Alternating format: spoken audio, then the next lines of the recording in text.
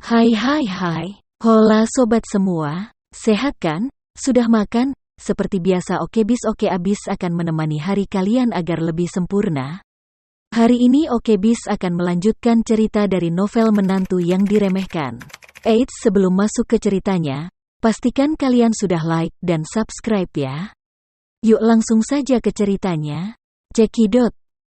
Karena itu, Matsumoto membenturkan kepalanya ke lantai marmer yang keras. Pada saat ini, dia sangat putus asa dan menyesal di dalam hatinya. Tetapi dia juga tahu bahwa tubuh seluruh keluarganya ditempatkan di sini. Dia tidak punya cara untuk menyelamatkan mereka, dan dia bahkan tidak bisa menyelamatkan hidupnya. Jadi satu-satunya keinginannya adalah membiarkan putra tertuanya hidup. Oleh karena itu, ketika dia bersujud, dia juga sangat saleh, berharap dapat mengesankan wanita seperti es di depannya. Matsumoto membenturkan 3 kepala, dan dahinya sudah penuh dengan darah. Tetapi dia tidak berani berhenti, dan terus bersujud sampai dahinya benar-benar berdarah, dan dia hampir pingsan karena pukulan di kepala. Ryoto Matsumoto menggertakkan giginya untuk menopang tubuhnya, dan tersedak di mulutnya, "Tolong. Jangan. Tolong kabulkan satu-satunya permintaan saya." Wanita itu hanya tersenyum saat ini dan berkata, "Maaf, sudah terlambat." 5 menit yang lalu, Sota Kurosawa telah diracuni dan sekarang sudah mati. Ketika Ryoto Matsumoto mendengar ini, dia benar-benar pingsan. Dia mengangkat kepalanya dan berteriak histeris, "Kenapa? Mengapa kamu ingin menghancurkan keluarga Matsumotoku?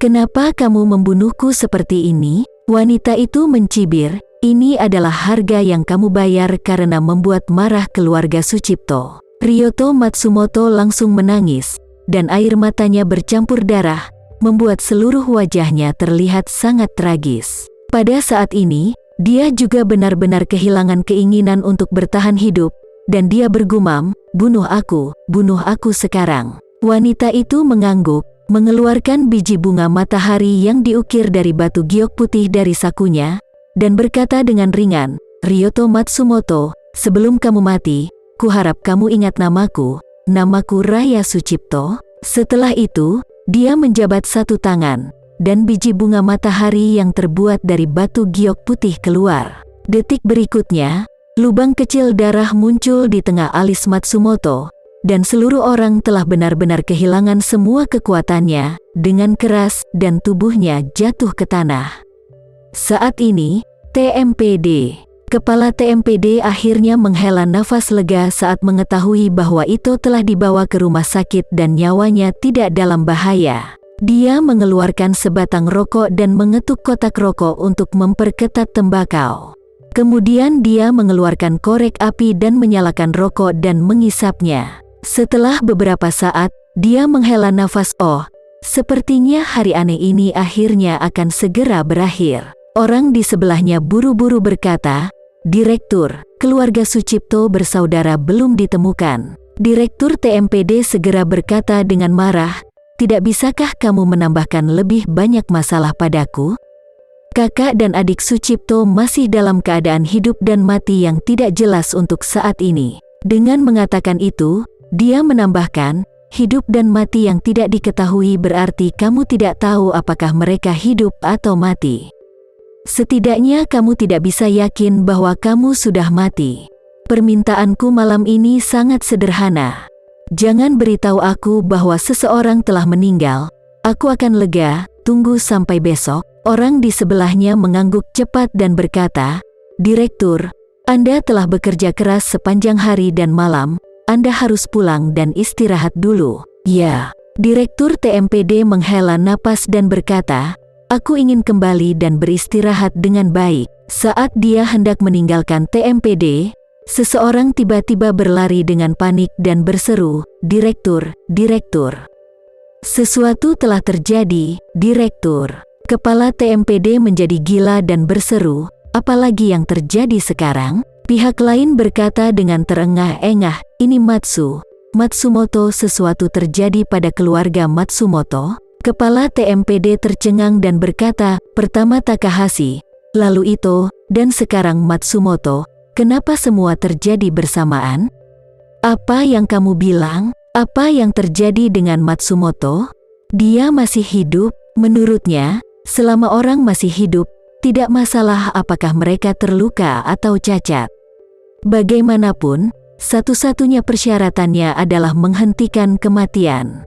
Akibatnya, pihak lain berkata dengan ekspresi ngeri, "Direktur, sesuatu telah terjadi pada keluarga Matsumoto.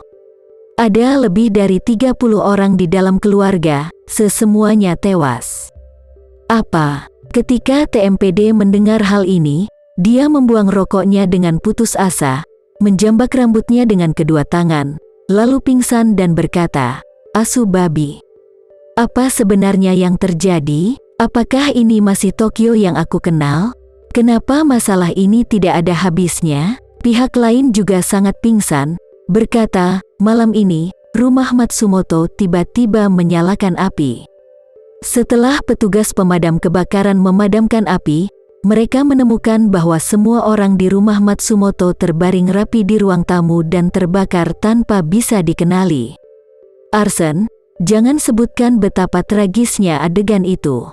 Banyak petugas pemadam kebakaran muntah ke rumah sakit. Setelah mendengar ini, kepala TMPD segera merasakan tekanan darahnya melonjak dan bergumam, "Oh, sial." Sebelum selesai berbicara, mata seluruh orang menjadi gelap dan dia pingsan sepenuhnya. Pada saat yang sama kota kuno Kyoto, Tama dan Nanako berjalan-jalan lama di salju.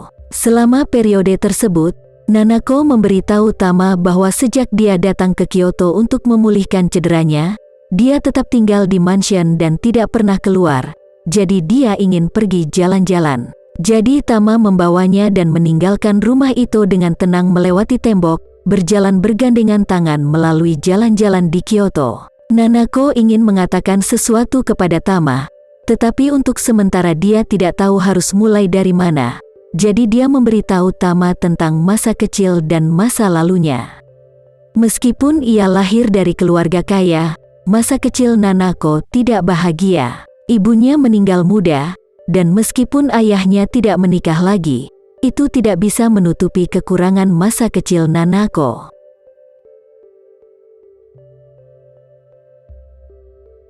Terima kasih ya sobat semua.